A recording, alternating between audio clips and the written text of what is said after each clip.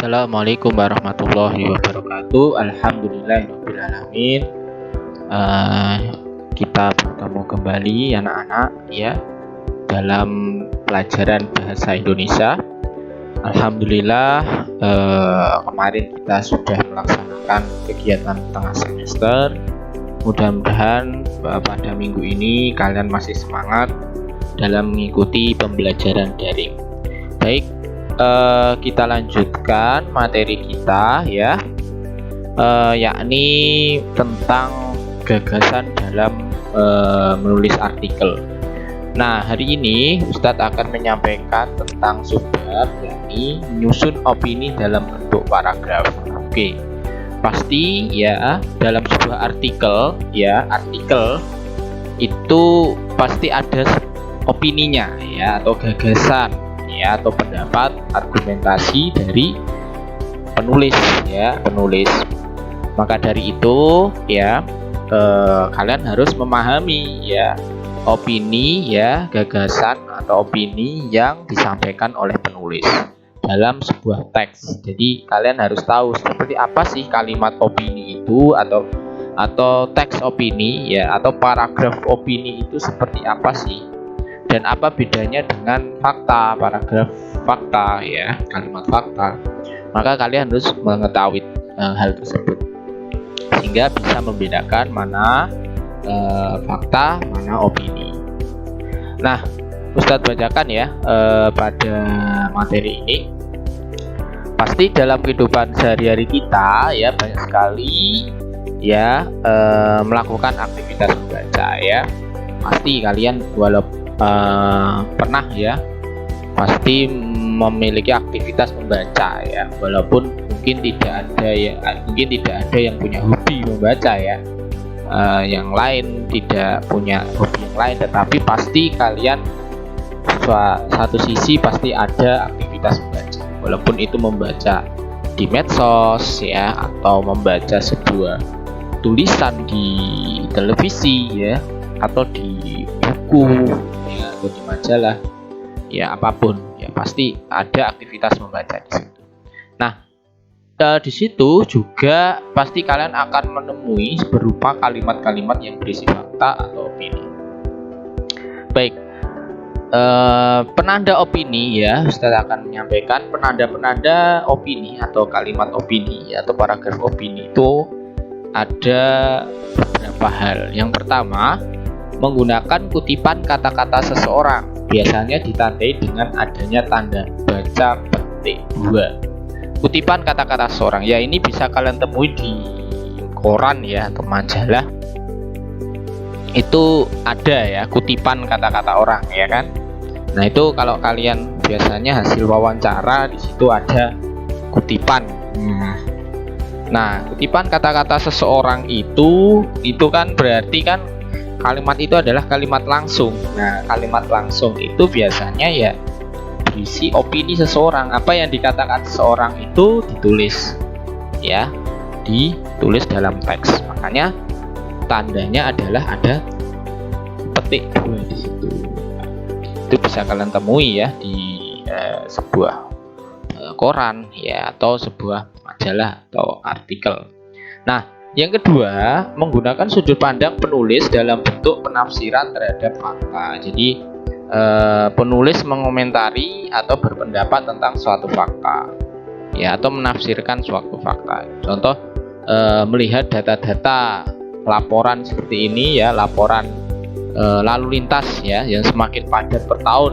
Nah, maka berpendapat harus ada penertiban lalu lintas. Nah, itu termasuk opini ya, melihat berdasarkan fakta yang ada dalam lapangan. Nah, maka sudut pandang itu menggunakan bahasa sudut pandang penulis. Yang ketiga, menggunakan kata yang tidak pasti ya. Ada kata tidak pasti, mungkin, rasanya, biasanya ya, bisa saja. Nah, atau yang lain ya, banyak. Jadi kata itu tidak pasti